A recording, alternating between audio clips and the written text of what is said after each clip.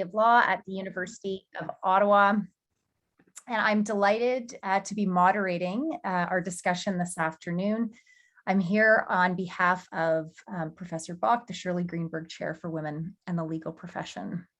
Before we get started today, I do want to just let you know that the panel discussion today is being recorded.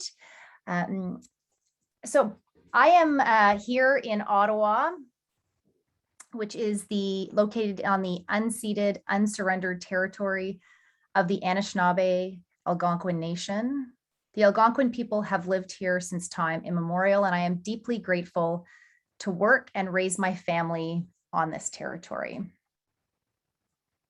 I'd like to welcome Professor Stefanie Carsley. Professor Carsley is a professor here at the Faculty of Law at the University of Ottawa. Her research focuses on Canadian law and policy responses to assisted reproduction, including in vitro fertilization, surrogate motherhood, and sperm, egg, and embryo donation. Stefanie's doctoral dissertation draws on qualitative interviews with Canadian fertility lawyers to assess the strengths and shortcomings of laws that criminalize paid surrogacy, establish the parentage of children born to surrogate mothers, and that define the legal status of surrogacy contracts. So for today's discussion, Professor Carsley is going to speak for about 40 to 45 minutes, and then we're going to open it up for questions. I'd encourage you to put your questions in the chat, or you can raise your hand. And with that, I will turn it over to Professor Carsley. So thank you so much, Vanessa. And thank you all for coming. And thanks as well to Professor Natasha Bach, the Greenberg Chair, for inviting me to speak about some of my research on surrogacy in Canada. And so today I'm going to be speaking primarily about an empirical study that I conducted as part of my doctorate. So I conducted qualitative interviews with 26 Canadian fertility lawyers. These are lawyers who work with and advise surrogates and intended parents. And I asked these lawyers really a variety of questions about their experience advising surrogates and intended parents, the services and advice that they provide to these clients, and about their perspectives on Canadian surrogacy laws and also proposed reforms. And ultimately in my dissertation and in some of the work that I've since published from this research, I draw on the data I obtained from these lawyers to comment on and at times critique both federal and provincial legal responses to surrogacy. And so today I'm going to start off by speaking just briefly about how Canadian law responds to surrogacy. I'm then going to speak about why I decided to interview the lawyers, what I hoped to learn from them, what kinds of questions I had for them.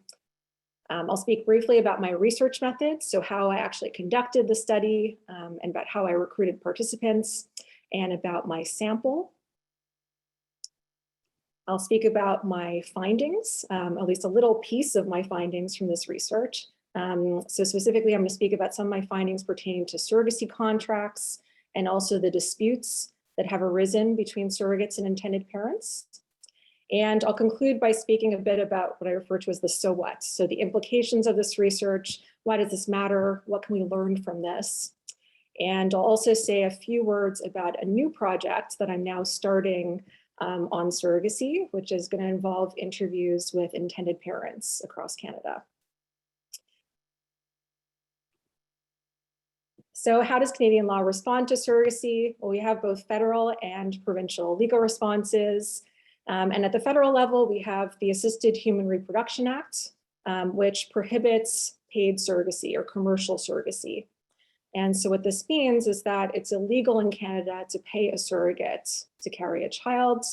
It's also illegal to pay an agency to arrange for the services of a surrogate.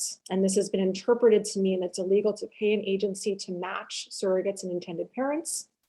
And while the HRA prohibits paying a surrogate, it's nonetheless legal to reimburse a surrogate for her out-of-pocket expenses and also for lost work-related income in accordance with regulations. And so the idea behind this legislation is that surrogates are not meant to profit from carrying a child, but they're also not meant to incur any losses associated with engaging in surrogacy.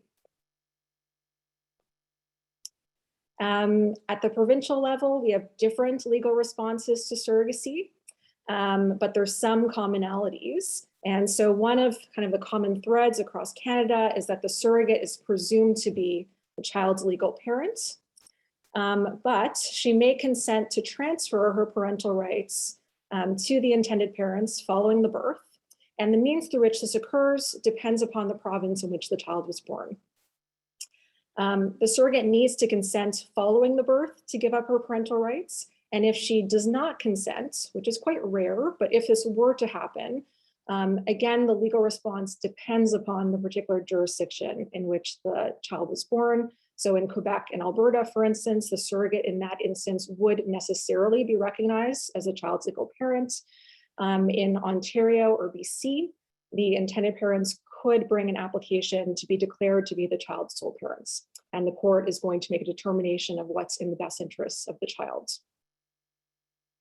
Some provinces' legislation also contain provisions dealing with surrogacy contracts or surrogacy agreements. And they'll stipulate that these agreements are unenforceable or absolutely null in the case of Quebec currently. But these agreements might be used as evidence of the parties' intentions in some provinces. And so what this means is, in a situation where a surrogate does not consent to give up her parental rights, the intended parents can't say, well, you signed an agreement and therefore you need to hand over the baby. But they might look at that agreement as evidence of the parties' intentions in deciding who is the child's legal parents. Okay, so that's Canadian surrogacy law in a nutshell. Why did I decide to interview the lawyers? What did I hope to learn from them? Well, the first reason why I wanted to speak with them was I really felt that they were an untapped source of information about what was happening on the ground in relation to surrogacy arrangements. At the time I was starting my interviews, really there had been no comprehensive study or research involving these lawyers. Just one Master of Arts student had interviewed 3 lawyers in Ontario in 2008. And so I felt that there was really room to conduct this research and I think potentially a need to do this research with the lawyers. And in addition to that, many of the questions that I had in relation to surrogacy were things that I felt that the lawyers were really well placed to answer. And so what were these questions? Well, the first question I was really interested in was about whether lawmakers and scholars' concerns about surrogacy arrangements are actually materializing in practice or actually arising. Many of these concerns are about surrogates' potential vulnerabilities in surrogacy arrangements and the potential power imbalances that might exist between surrogates and intended parents. And many of these concerns about surrogates' vulnerabilities and about intended parents potentially being in a more powerful position have informed existing legal responses to surrogacy. And so what are some of these concerns? Well, the first, or at least one of the concerns, is about surrogates potentially not being in a position to make informed decisions to enter into surrogacy arrangements. And so there's been a concern that surrogates are not going to receive legal advice or independent legal advice, and they're not going to be adequately informed about their legal rights and obligations pursuant to these arrangements. There's also been concerns about surrogacy contracts, and specifically about the kinds of provisions that are included in these agreements. And so one of the worries about surrogacy contracts is that they'll contain clauses that, for instance, seek to restrict surrogates' behavior or reproductive autonomy.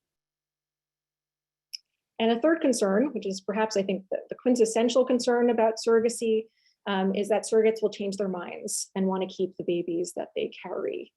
And so I wanted to know, to what extent are these concerns warranted? What are lawyers doing and seeing in their practices? How are they drafting contracts? How are they advising surrogates? What kinds of disputes are they seeing arise between surrogates and intended parents? And then the second kind of overarching question that I had was about the practical implications of both federal and provincial laws. I wanted to know, how are lawyers interpreting and applying current provisions? I also wanted to know how they deal with existing gaps in the law and what they would change about existing surrogacy laws and why.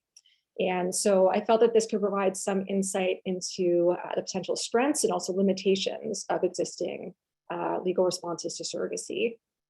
And overall, I was seeking to answer the question of whether current laws are adequately supporting their objectives. And so I identify 3 objectives with respect to both federal and provincial laws, that they seek to protect surrogates. They also seek to deter paid surrogacy, while balancing this against a desire to support family building through surrogacy as well. Okay, so I sought to recruit participants in 4 provinces: Ontario, British Columbia, Quebec, and Alberta. I chose these provinces in part because they had different legal responses to surrogacy, but I also chose them because they have a substantial number of practicing fertility lawyers or surrogacy lawyers in those provinces, or they had had a significant number of surrogacy cases that had arisen there.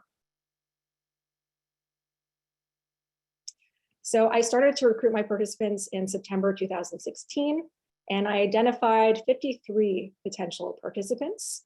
And I did this first by looking online to see who had advertised as providing surrogacy services.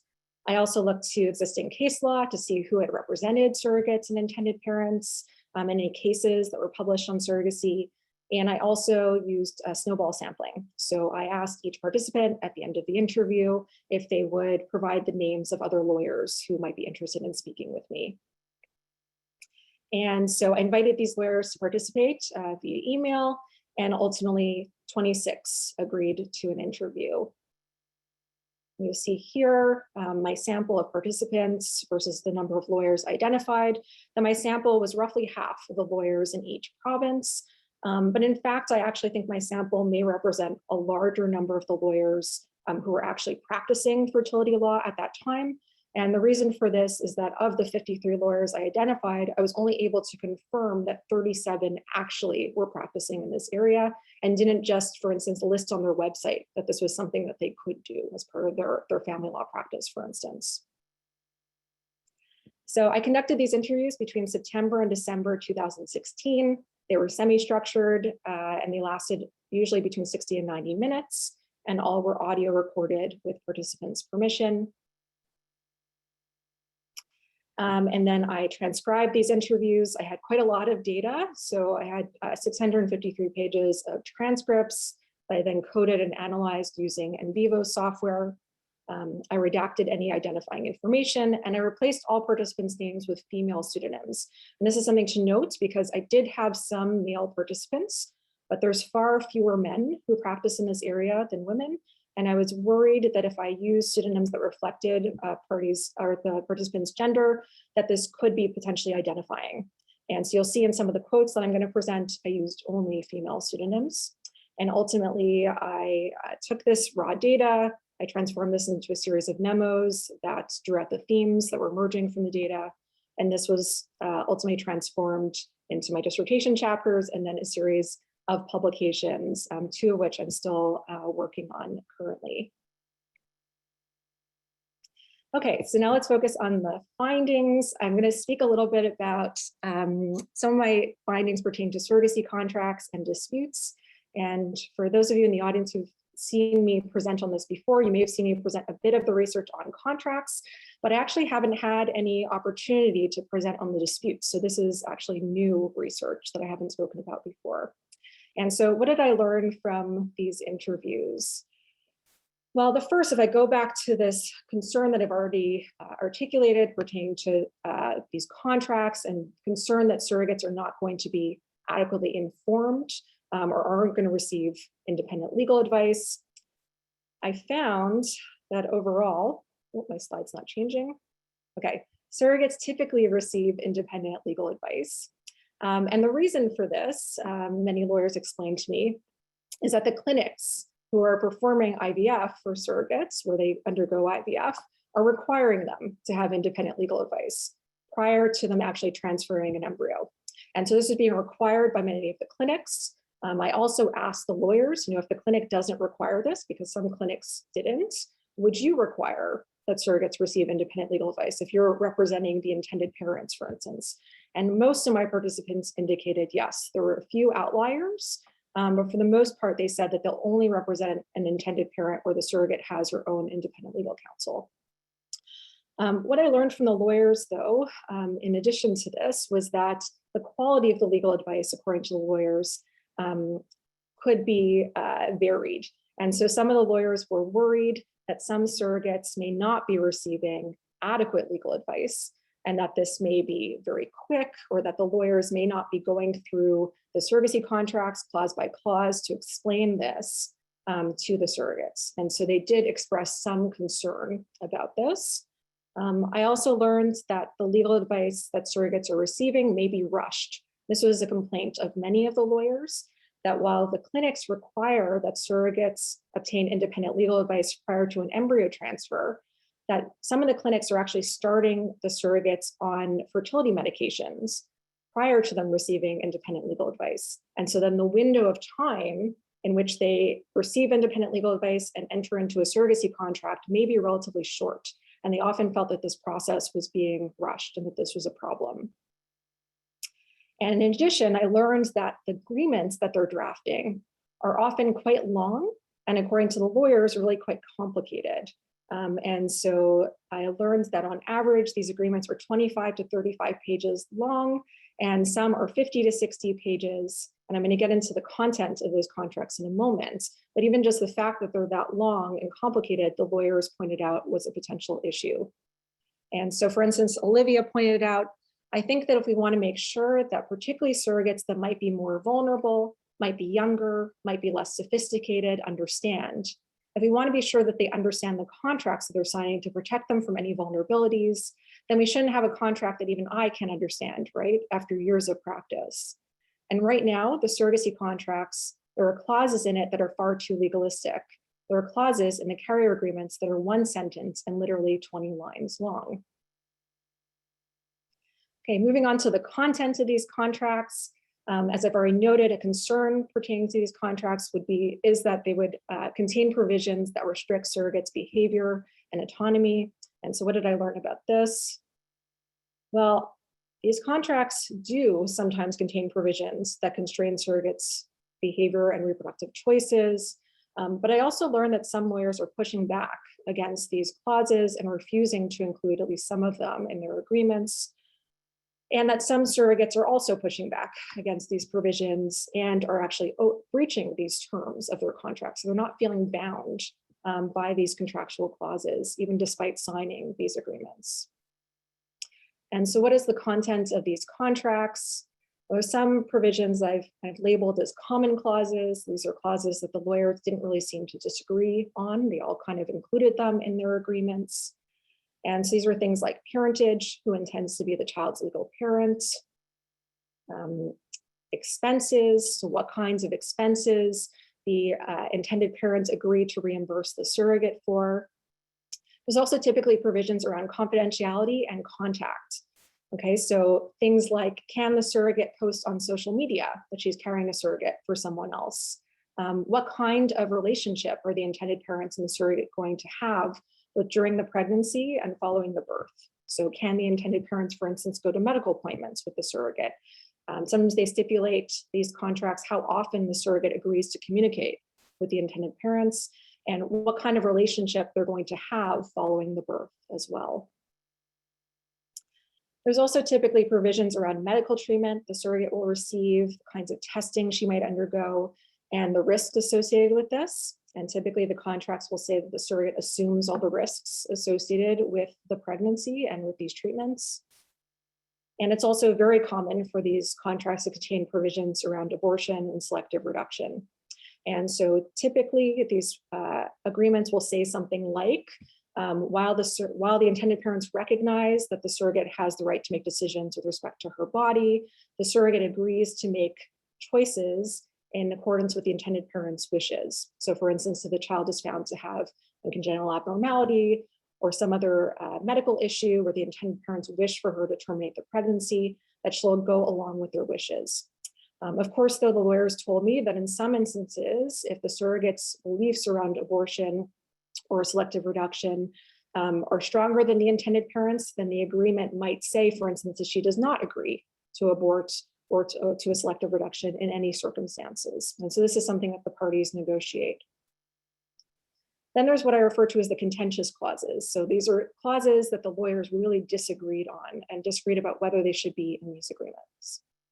And so these are clauses pertaining to the surrogate's behavior, her activities, her food choices, and also provisions pertaining to remedies for breach of contract. And I'm going to go into these in a little bit more detail. Okay, so with respect to surrogate's behavior and her activity and food choices, some of the lawyers include provisions pertaining to this in their agreements. So for instance, Jackie pointed out that there's the what you can and cannot do during pregnancy, no parachuting, no hot tubs, you can't drink cola, you can't have raw fish. Some contracts say the surrogate will not get tattoos or go skydiving or be near cat litter. She can't eat sushi, raw milk cheese, caffeine, Splenda, aspartame, or that she potentially must eat kosher in accordance with the intended parent's religious beliefs or organic in accordance with their preference. There's also typically clauses dealing with surrogate's travel, and sometimes clauses pertain to her sexual activity. So I was told of agreements that say, for instance, the surrogate will not travel after 5 months of pregnancy. And this is because of a concern about where the baby is going to be born and a desire on the part of the intended parent to potentially control which province in which the surrogate gives birth, because in some provinces, it's easier for the intended parents to be legally recognized. There's also sometimes provisions around surrogate sexual behavior or sexual activity. So it's common for these contracts to say no sex prior to the embryo transfer. This is to ensure the surrogate doesn't become pregnant with her own biological child or genetic child. Also that there would be no unprotected sex during pregnancy because of a concern about STIs. But sometimes these agreements even say that the surrogate will abstain completely during pregnancy. It wasn't entirely clear to me why those clauses were being included in these agreements.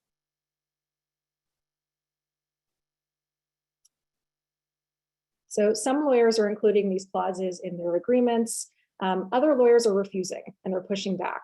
They describe these contracts or these clauses in these agreements as inappropriate, disturbing, or intrusive. And so for instance, Rachel pointed out, so I've seen clauses that say the surrogate's not going to have aspartame. There's usually some things that are overly restrictive, and I usually highlight that out and just say, I don't think you need to do that. Or Catherine said, I had one couple say to me, give me their laundry list and then say, and no chocolate. And I said, no, I will not do that. I will not be involved in that. It's too much to ask of any human. The lawyers also pointed out that some surrogates are objecting to these provisions. So for instance, Stacy pointed out, newer surrogates might permit a more extensive list. More experienced surrogates will say, sorry, I've done this before. I don't really need the list of what I can consume. Or Monica, for instance, in relation to the provisions on abstinence or some control over surrogate sexual behavior, said the surrogates that I represented, most of them are married, right? So they're going, what? I can't have sex with my husband. So we send the agreement back and we say, look, we agree that they won't have sex for whatever days before the transfer, or if they do have sex, with a condom. And so we see this negotiation over these terms of these agreements. There are also these provisions pertaining to remedies for breach of contract. These, I would say, are the most contentious provisions in these agreements. There's really a lot of disagreement among the lawyers. And these say that in the event of a material breach of the contract by the surrogate will no longer be reimbursed for her expenses moving forward. The surrogate may need to actually repay the expenses already paid to her. The surrogate may be liable for additional damages, and that injunctive relief is a possibility. And usually they don't say what that injunctive relief is pertaining to. So I asked the lawyers, of course, what is a material breach? What counts as this? And the lawyers had different answers. And so Olivia said, for instance, well, it depends how the contracts are drafted. Sometimes they're really punitive, and sometimes they would include eating brie cheese. So needing to repay expenses because the surrogate ate cheese that was prohibited in the contract. Much more commonly, though, these provisions around material breach were for things like if the surrogate refuses to consent to give up her parental rights, if the surrogate becomes pregnant with her own a genetic child and that wasn't the party's intentions. The surrogate refuses to abort where the intended parents have asked her to terminate, or the surrogate causes some harm to the fetus.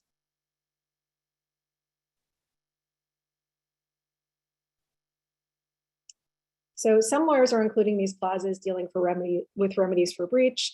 Others indicate that they have no place in surrogacy contracts. And some surrogates are also rejecting them. And so, for instance, Amy pointed out, I don't do anything like you have to pay everything back or anything like that. But I mean, that's very typical in contracts, but I'm just not comfortable with that. I don't think that's right. Or Heather pointed out, I have a strong dislike for all the contracts that have the words material breach in them. I think they're draconian and they are driving surrogates away from intended parents when those contracts are being proffered. I have surrogates who refuse to sign contracts with that in there. They say, we'll find another intended couple. I was also told of surrogates who are not only pushing back against these particular provisions, but who are also refusing to abide by them. So they were breaching these provisions in these contracts despite signing them. So for instance, I was told of surrogates who, for instance, got into a dispute with the intended parents and cut off communication with them during the pregnancy, and were refusing to communicate with them at requested intervals. I was also told of a situation where a surrogate refused to undergo further embryo transfers, even though her contract said that she was intending to do so.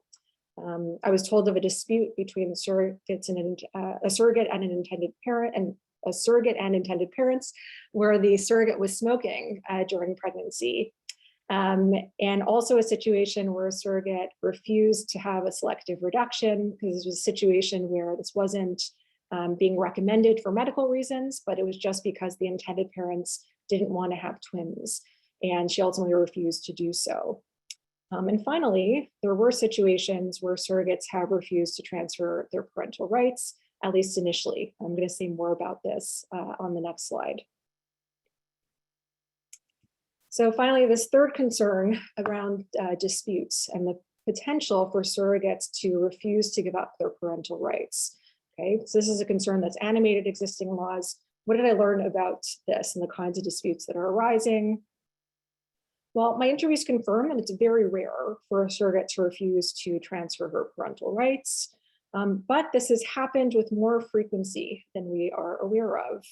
And so there's been 3 reported cases in Canada where a surrogate has refused to transfer her parental rights or has sought to reclaim her parental rights after consenting. At the time of my interviews, there was actually only 1, but there's been 2 since. And I learned through my interviews that there's been other instances which just aren't reported or never went to trial.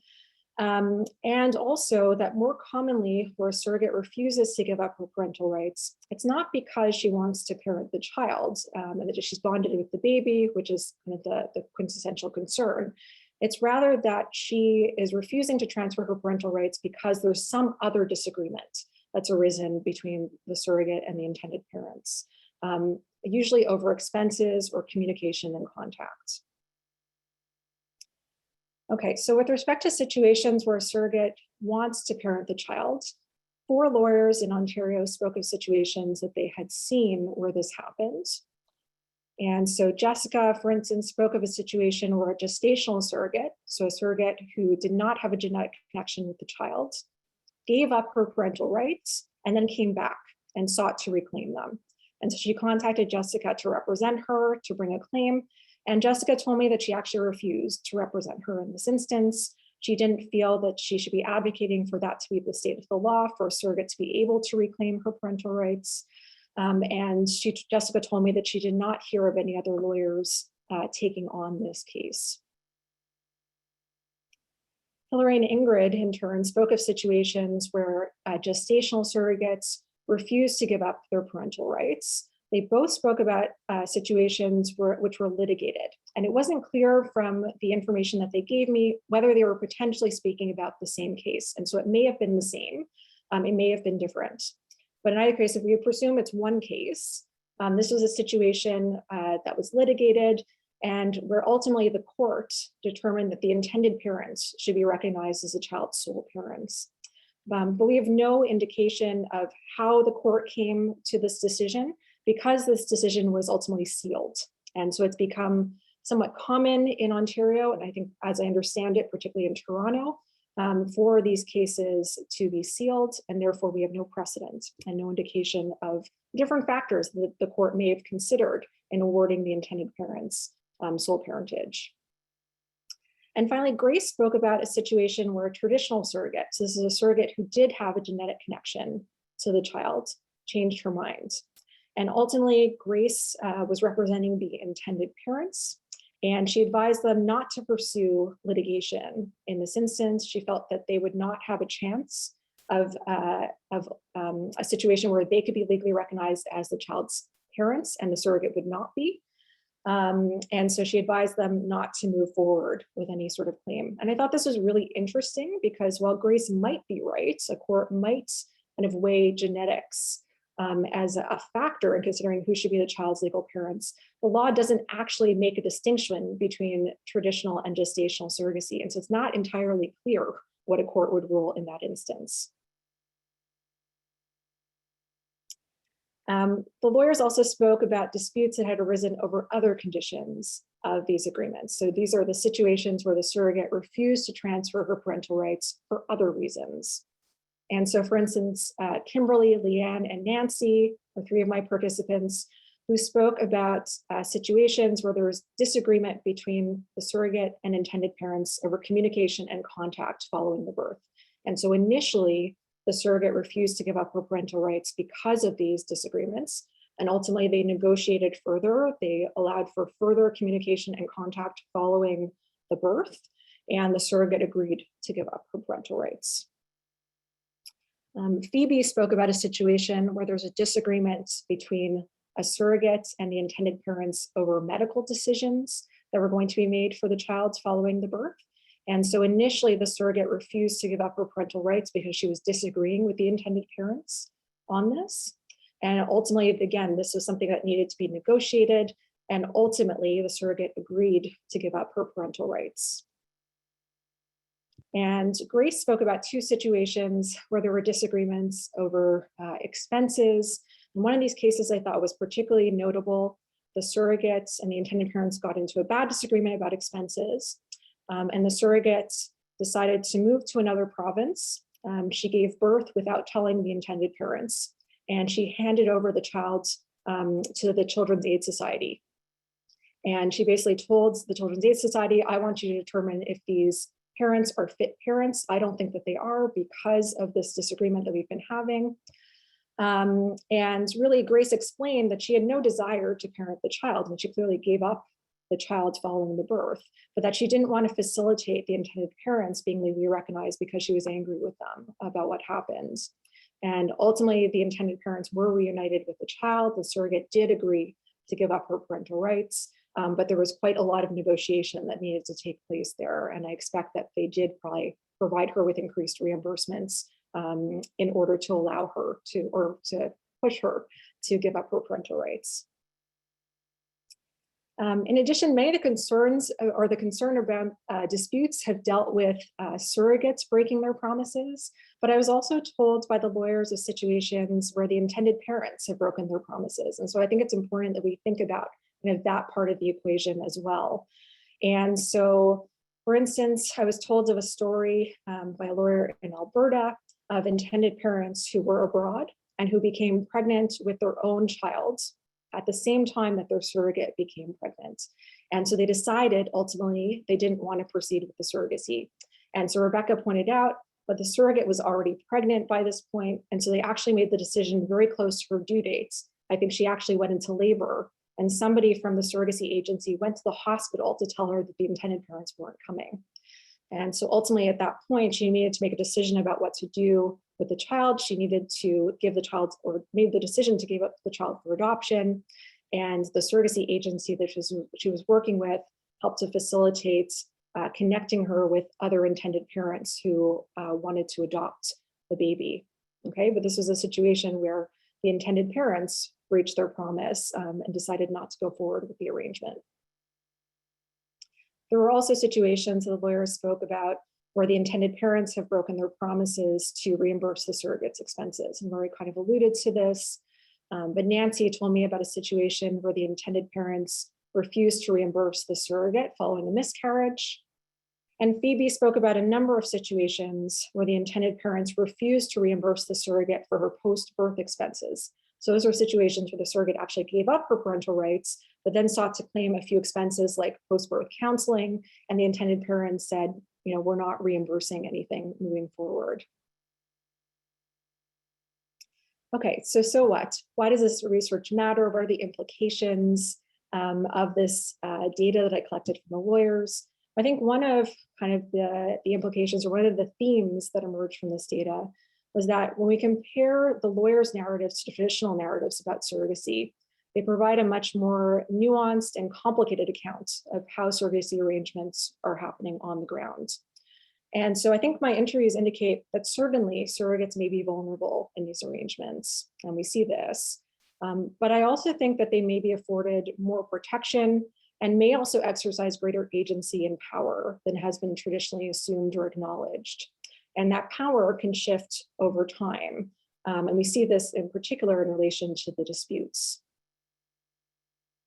We also see that the lawyers are making rules pertaining to surrogacy in order to fill gaps in existing laws, and that sometimes the rules that they're making may complement existing laws, but sometimes may come into conflict with them. And so we see this in particular in relation to the surrogacy contracts. And I have some concern that these contracts may mislead surrogates and intended parents about the legal weight that would be afforded to these agreements. So in my view, I think most, if not all, of the provisions in these agreements would not be enforceable, would not be binding. We know this in part because of existing legislation that makes clear that provisions pertaining to parentage certainly would not be enforceable.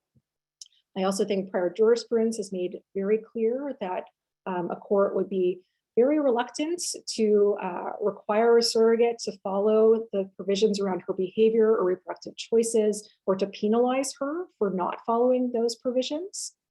But I think that these agreements may communicate to parties that they're binding. So certainly one of the things I learned from the lawyers is that some surrogates might not understand these agreements as binding, but I suspect that there probably are surrogates and intended parents that do. And this is in part because some of these contracts contain provisions dealing with breach of contract, right, and the penalties associated with this.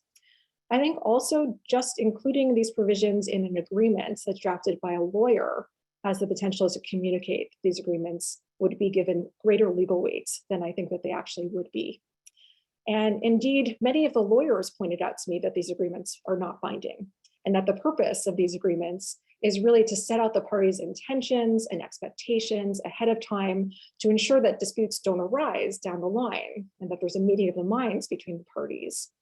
But a few of the lawyers did believe that these provisions could be enforceable, and told me that they do advise their clients that they would be. And so I found that particularly problematic. And so I think that this research can help to inform law reform efforts moving forward, and potential further regulation. I think one thing we might want to consider in moving forward is requiring independent legal advice. I think some the provinces might follow Ontario's lead in requiring independent legal advice as part of their parentage process. So it's not up to the clinics and it's not up to the lawyers whether the surrogates receive independent legal advice. And I also think even beyond that, I think that there should be prohibitions on clinics starting treatment prior to surrogates and intended parents receiving independent legal advice. And I was actually pleased to see that this is something being contemplated currently in Quebec with their proposed amendments to their their book on the family of the Civil Code. I also think we might want to think about moving towards standard contracts. I think if we are to have agreements, and I think there's some benefit to having agreements, and in fact, some of the provinces require an agreement that sets out the parties' intentions with respect to parentage as part of allowing or recognizing the intended parents as the child's parents.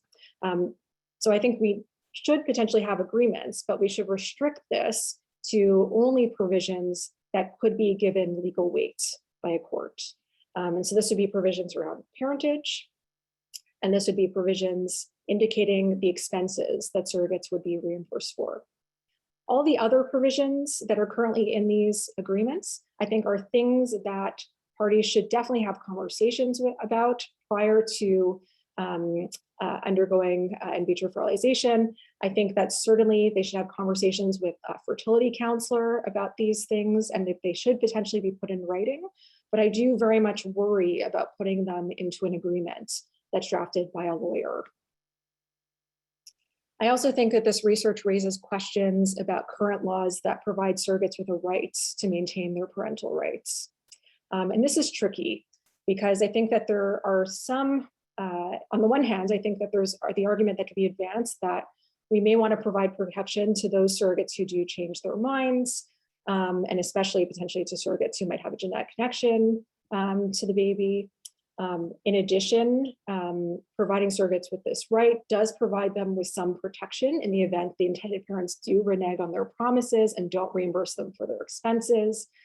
But I'm not sure that this is how we should be proceeding, let's say, with that kind of protection. And I worry about creating situations, as I saw through my research, where a surrogate can refuse to give up her parental rights because she disagrees with medical treatment that the intended parents are deciding their baby should receive. And I also worry about a surrogate potentially asking for more money in order to relinquish her parental rights. And I think one of the ways in order to protect surrogates, aside from providing them with this right that they're required to consent to give up their parental rights following the birth, in order to protect them against situations where the intended parents might renege on their promises and not reimburse their expenses, we might just have a lawyer or notary hold the money for their expenses in trust. And also, this is something that's currently being contemplated in Quebec. And this is a function that's currently served often by the surrogacy agencies, which, as I noted at the outset of the presentation, are actually acting often in contravention of the AHRA and are receiving payment to provide their services. And finally, I just want to say a few words about a new project that I'm now starting on surrogacy that's going to involve intended parents.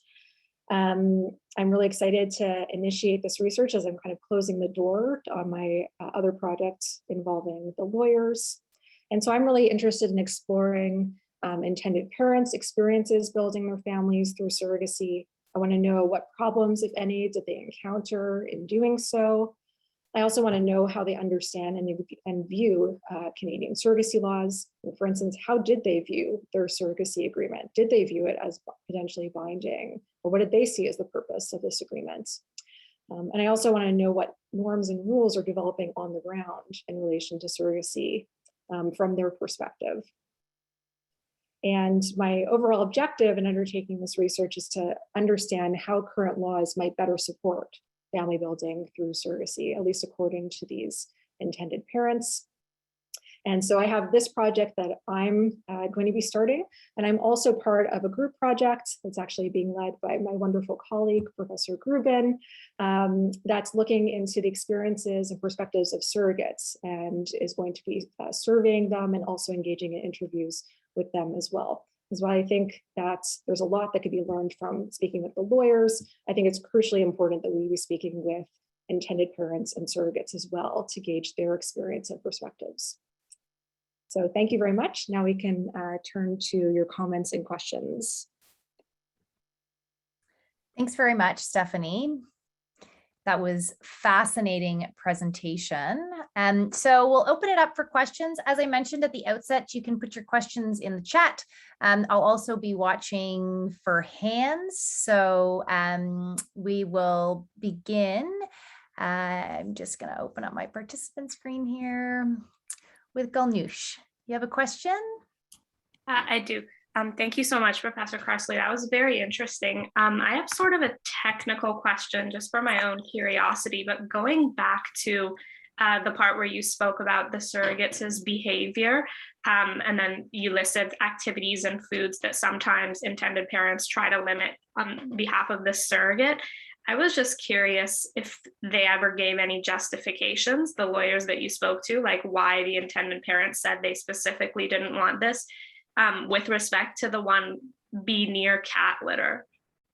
Like, why like I understand the raw fish or the caffeine or the Splenda or the aspartame, but I don't, or even skydiving and getting tattoos, but I really can't see why somebody would be against cat litter. Maybe it's because I don't have a cat, but yeah, it was just, if you have a justification, that would be interesting to me.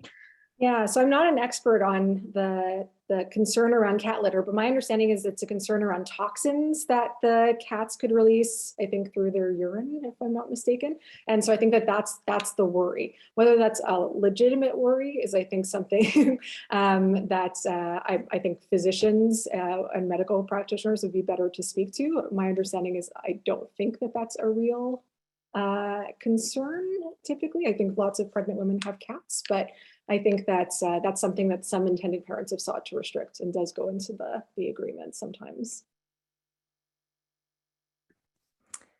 Next, I have Mariana. Hi, Professor Carsley. So I was wondering if, I know from our intro to family law class that the Ontario statute does not distinguish between traditional and gestational surrogacy, but I was wondering if any of the other provinces that you researched in do. So no, at least on my recollection, none of them explicitly make a distinction between a traditional or gestational surrogate. And that was one of the things that some of the lawyers actually indicated to me that they felt should be changed in the law. Some of them felt that they should be treated differently. And that specifically in a situation where there is a dispute between surrogates and intended parents, that maybe a traditional surrogate maybe should have a potential claim, but that a gestational surrogate should not, according to them. Thank you, Mariana. Next, I have Connor. Yeah, thanks so much for the presentation, Professor Carsley. I wonder if you're aware of any technological innovations that are on the horizon for surrogacy and assisted reproduction that will kind of change the legal landscape, or do you feel as though the current laws we have will more or less protect surrogates and parents regardless of any technological changes? I guess, can I ask a follow-up question? What are you thinking when you're thinking of technological changes? I don't have any specific things in mind, but like if there are any sort of new ways that make certain processes of assisted reproduction easier, or maybe even lend itself, you know, to a greater degree of like commodification of and sort of an economy around that, do you think that could potentially change how this is regulated? Are there even, you know, are you aware of any technologies like that being discussed on the horizon, or are the tools that we currently use kind of expected to be the standard for a while? Yeah, I mean, I think the practices of IVF and how that's performed maybe might change in ways over time, but I'm not sure that I haven't, let's say, thought about or heard about, let's say, a particular technology that I think is advancing and that the law is not quite catching up to that in relation to surrogacy specifically. I do think some of the provinces haven't responded to surrogacy, and now we're catching up to that. And so that's something that we see definitely happening now. So Manitoba and Quebec have both proposed new legal responses to surrogacy.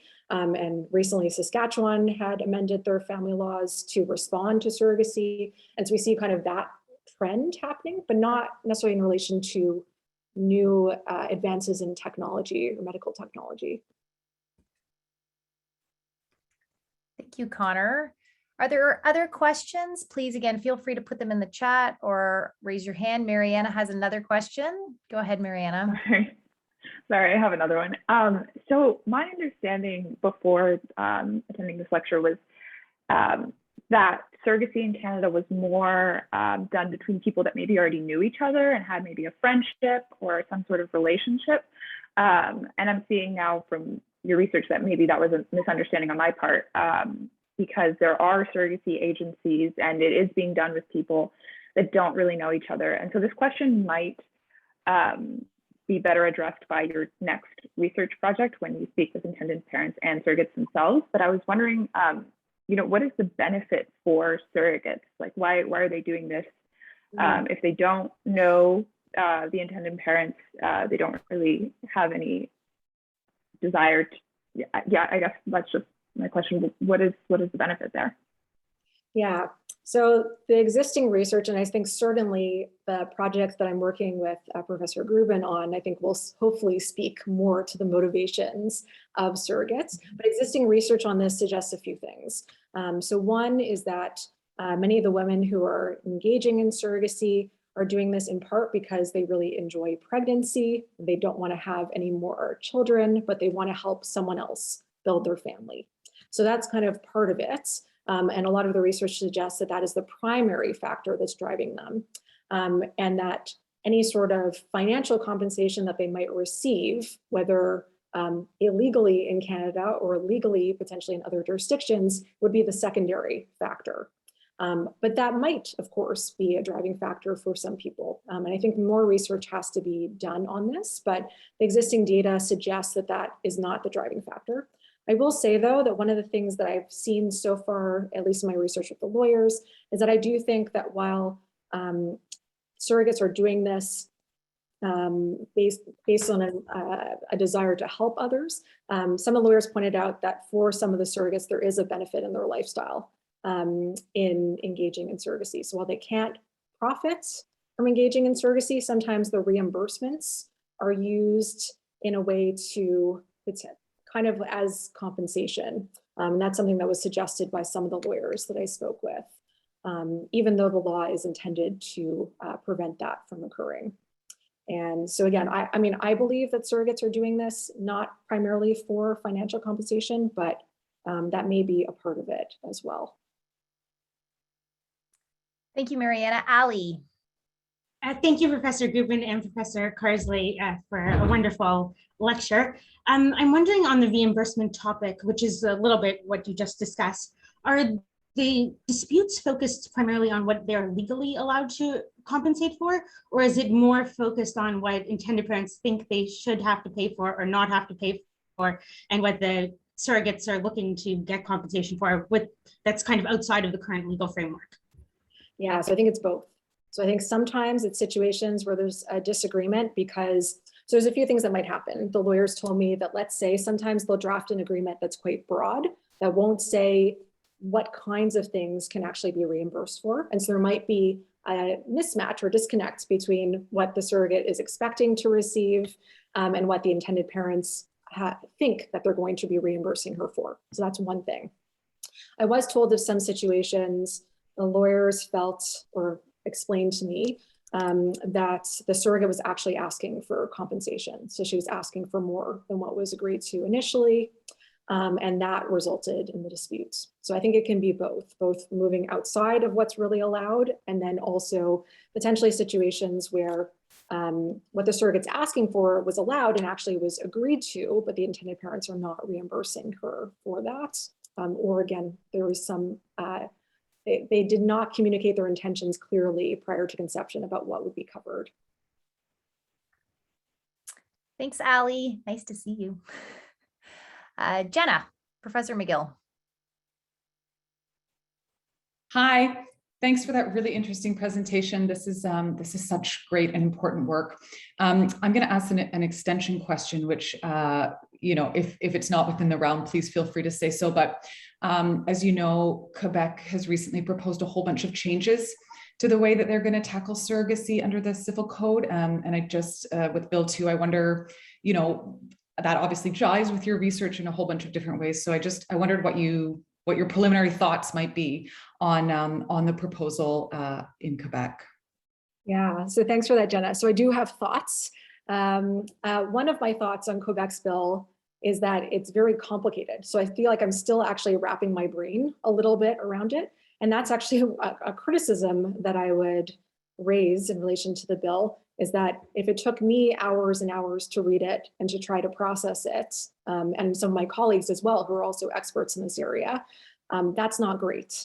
It should be, I think, much more clear. I think the drafting is really messy and complicated. and that they're creating also a regime where there's a difference between surrogacy that's going to be happening where the surrogate is in Quebec and potentially situations where the surrogate is outside of Quebec. They're kind of mirroring a little bit the rules around international adoption, it seems there, and I'm not sure whether that's appropriate. Having said that, there's certain things that I think are actually good in relation to surrogacy. One is this potential move towards a standard contract, but they haven't actually told us really what's going into that contract. So I have a lot of questions. I'm not sure if I really agree with what they're going to propose yet without them giving me more details. They're also requiring a surrogate to obtain counseling, which I think is good. And they're also requiring an agreement ahead of time, but it needs to be specifically a notarial act on minute. So it needs to be a notarized agreement. And I think I have some questions about whether a notary is best placed to be doing this. And also the fact that the parties won't have independent legal advice in relation to this necessarily. Like they're going to be advised by a counselor and they're going to be advised by this notary, but it wasn't clear entirely whether they would be receiving any sort of independent legal counsel, which I think would be problematic there. So those are my preliminary thoughts, but I'm sure I have more to come. No, thank you. That's really interesting. So I've got a question in the chat and then we'll take another one from the audience. So question in the chat, I'm curious about access to justice for surrogates. Are there any community legal resources for surrogates who are seeking independent legal advice? Community resources. Not to my knowledge. I do know that there are some, well, there's a few things here. So one is that where a surrogate's receiving independent legal advice, typically it's going to be paid by the intended parents. And so it's not going to be a situation where the surrogate is going to be out of pocket paying for her legal advice. If a surrogate needed to receive legal advice, let's say if there was a dispute that was arising, I do know that there's some lawyers who practice in this area who will reduce costs depending on the particular means of the parties, but that is, as I understand, quite rare. And in terms of community resources for this, I'm not quite sure. I'm not quite sure what, let's say, a legal clinic or some other community resources could do in this area. That's actually something I maybe should look into more. That's a good question. Thanks. Charles. Yes, hello, thank you for the presentation. I was curious how much interaction, I suppose, that the lawyers you interviewed with had with, I guess, interacting with what's happening in the States. So how much back and forth might there be between our systems and, you know, either the intended parents from the States or surrogate parents from the States interacting with intended parents from Canada, and how the council for those parties would deal with any, you know, obviously the contracts are private to each country, but the cross-border interaction, I'm just worried, you know, since the systems are so different, how that works. Yeah, so a lot of cross-border surrogacy that happens, and certainly most of the lawyers that I spoke with have been involved in some respects in arrangements where intended parents are coming from abroad to work with a Canadian surrogate. I didn't hear so much of the other way around, where it's a surrogate outside and the lawyer assisting intended parents. They didn't really do as much of that work, but certainly the lawyers told me that a large number of the intended parents that they work with are from other jurisdictions and are coming to Canada for a number of reasons. So often it would be intended parents who are coming from jurisdictions where surrogacy is not allowed, or where the rules are much more prohibitive. And then the lawyers kind of said, well, then the intended parents have two real choices. They can go to the States or they can go to Canada. In Canada, we have healthcare for our surrogates, and we also have reduced costs in part because we prohibit payments. So Canada has actually become a very desirable destination for intended parents who are coming from abroad. And then Canadian law is going to apply with respect to those particular arrangements. Whereas, of course, if intended parents go to the States to use a surrogate, then yes, the law in the particular state in which their surrogate is giving birth or where their contract is being drafted is going to apply. And actually, there's quite a lot of forum shopping, as I understand, that happens in the States, where they'll choose the particular state that they want the child to be born in, the particular state where the contract should be drafted, depending on what's most favorable with respect to the law's permissibility. Back to Golnoosh. So adding on to Charles's question, I actually had a similar one. I was wondering if the citizenship factor itself was something that influenced intended parents. And by example of that, I mean, might there be like PRs from other countries or people that come from other places just to make sure that their child will get a Canadian citizenship by virtue of being born here? Or maybe they're trying to get a dual citizenship for their child, and that particular surrogate that they've chosen has another citizenship to another country that their child might gain from. Like, is there any further information on that factor? Yeah, so I mean, the lawyers didn't really speak to this, and I think that's something that I could get more from, let's say, speaking with international intended parents, to what extent it was important to them, the citizenship rights. And so, yeah, so I can't really speak to that based on the data that I have, but it would be an interesting thing to look into for sure. Super. Sylvia. Hey, sorry, I'm on my phone, so I'm all confused, but I will eventually figure out how to lower my hand. So a general question. You're talking a lot about, obviously, the things that come up, and it makes sense to me that that's sort of where this kind of research would focus, but I wonder if you also got a sense when talking to the lawyers about, is this like a very small minority of surrogacy contracts? Do the vast majority of them come off without a hitch, or is it fairly common for disputes to arise? Yeah, so what I understood from the lawyers, and again, it kind of depended on the particular lawyer that I spoke with. There's some lawyers who see a lot more disputes, in part because they've been recognized as a lawyer who can assist with those kinds of issues when they arise. From what I understand, it's still a small subsection where there's certainly a dispute that would be litigated, or a real situation where a surrogate's not going to give up her parental rights. In terms of kind of more minor disputes or disagreements during the arrangements, those were, as I understand, more frequent. And the lawyers didn't really give me percentages or indications of how frequent. I think one lawyer said something like, if I do 100 of these cases a year, something like 10 to 15 have problems associated with them. And yeah, and again, it could be something as small as just like a disagreement over the amount of communication that, or you know, a surrogate becoming upset with the intended parents during the pregnancy that might not result in any other additional problems. But yeah, it seemed that those kinds of things, again, not happening all the time, but certainly that there could be relationships that dissolve, or that are maybe all perfect as they go through the arrangement.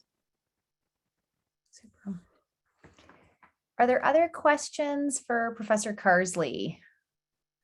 Maybe while you're thinking about them, I will ask her, I will take the opportunity to ask her a question. And it relates to fertility clinics and sort of clinics jumping the gun a bit here before, you know, we've got independent legal advice in place. So I know you mentioned that Quebec is, you know, this is part of the proposals in the Quebec bill. I'm wondering, what do you think is the most effective way, short of, you know, law reform, like what's happening in Quebec? What is the most effective way to mitigate some of the risks around the clinics moving ahead before these legal processes are finalized? And so you mean moving ahead with like deciding how to, like them deciding that, let's say, they could start fertility medications prior to, yeah. I mean, if the clinics are making the rules, of course, the clinics are driven by profits, and that's one of the issues that I think we'd be concerned about whether the particular practices that they're engaging in are necessarily in the parties' interests, and whether they're adequately protecting surrogates, especially if the intended parents are really regarded as their clients. And so I think that that's one of the things we want to be, of course, wary about. I definitely would have to do more research into the clinic specifically to speak to more specifics about this, but certainly, you know, with the clinics, always the concern is going to be whether the decisions that they're making are going to be in the surrogate's interests, despite their potential financial interests and the intended parents paying them for their services. That's great. Thanks. Charles. Thank you again. My question, I guess, would follow on the Quebec bill question, because one of the things that they're putting in is that all the parties, the intended parents and the surrogate have to take a course in the, I think the words they used were like psychosocial and ethical implications of the process. And I was wondering if, in your experience, the clinics already do a good job in dealing with those, informing the parties on the effects, and if there's enough literature, or I guess enough expertise developed on those effects, because I feel like that I don't know what the sample size of much of the research is going into it, but I'm sure most of the parties involved don't really want to aren't really there's not this huge field of research on it. So I'm just wondering, in your experience, what your point of view was on it's going to be a state sanctioned course, so I'm just wondering what the official, since they're going to be developing an official stance on how all this works, what you might think of that. Yeah, so also I don't know exactly what's being contemplated there in terms of the course and what sort of information is going to be communicated. And until I have more information about that, it's hard to speak about what I think about it. And in terms of whether the clinics are already doing a good job in ensuring that the parties are adequately informed, again, I would have to do more research, I think, into the clinics to better understand this, and also speak with the surrogates and intended parents to understand, how did that counseling go for you? And was counseling required? Also, I think that's another question. I think it should be. My understanding is that it would be. And then there's questions about whether clinics themselves are providing the counselors, or whether they're sending people to other counselors to advise them. So there's some people that work as fertility counselors, right? They work independently from the clinics. And so I think, again, I think you're right. There's a lot of research that needs to be done further in this area to better understand what's going on there. Why? Hello. Hi, Stephanie. Thank you for a wonderful presentation. I guess my question has to do with whether you have any plan to also do more research with some of the agencies that you mentioned in your talk, right? I think that they do serve a role currently. And so is there a way to, or just even in your current thinking on this issue, do you see them continue with that role, right? Or should we just kind of get rid of them, for example, to the extent that you mentioned that they currently serve the function of holding that trust for intended parents and do their reimbursement? Should we remove that role from them completely and just put it somewhere else? Or do you see them actually play some role, right? Like, do they, for example, play a role in mitigating some of the disputes that arise between the parties? Mm-hmm. That's a great question. There definitely needs to be research done with the agencies, and actually this research is currently happening. So I sit on a doctoral committee with Professor Grubin's doctoral student, Ali, who's conducting research currently with the agencies. And I think that research is going to be fascinating. So I really look forward to seeing the results of her study. And so, yeah, so I think definitely we need more research about what the agencies are doing. And in terms of the function of the agencies, I do think that the agencies serve a potentially important function in terms of the matching surrogates and intended parents.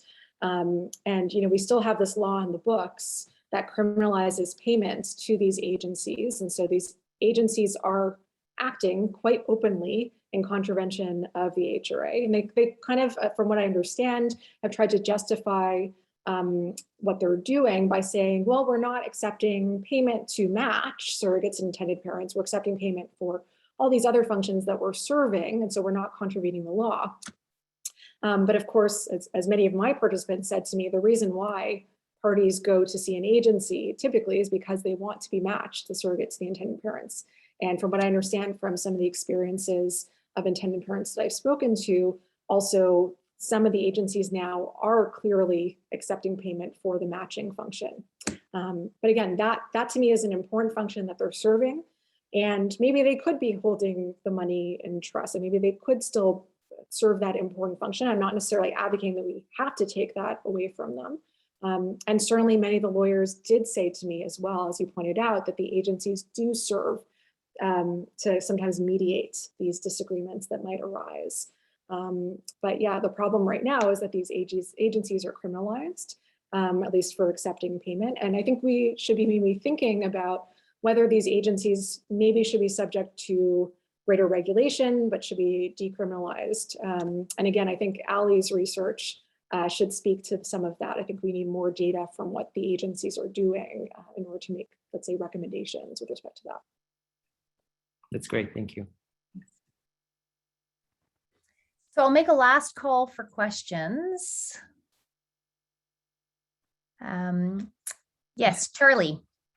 And I think this will be the last question, and then we'll have to wrap up. So please go ahead. Boo, I was enjoying it. I was enjoying every second, Prof. Carsley. That was amazing. My question is about the disparity between the federal AHRA and the provincial family law. Obviously, the provinces are regulating within their spheres. Are you aware of any efforts to maybe reform the federal legislation to either give the provinces more scope to maneuver, potentially decriminalize that way? Is there anything happening there? So there has been some efforts to decriminalize paid surrogacy. It seems like they're kind of being halted for now, but there was a private members bill that was brought forward in the House, and then there were also private members bills in the Senate to decriminalize paid surrogacy. And then, yes, of course, if they did decriminalize paid surrogacy and there was sort of regulation brought forward with respect to reimbursements of surrogates' expenses or around more so just the payments that could be provided and providing caps on that. There's some question about maybe that would then fall to the provinces to do that. And one of the issues potentially with that is that it does not seem like the provinces, despite being given a clear jurisdiction, let's say, to regulate on assisted reproduction, the only province that's actually done that so far is Quebec. And so this is something that people kind of constantly have in their minds when they think about potential reforms to the HRA of what happens next if we do decriminalize. Okay, do the provinces then take this up in terms of setting any sort of parameters on the amount of payment that a surrogate maybe could receive? Thank you very much. Well, I would like to once again thank Professor Carsley for her fascinating presentation, and thank you all for this excellent discussion, wonderful questions, and wish you all a wonderful afternoon. Thank you very much. Thank you.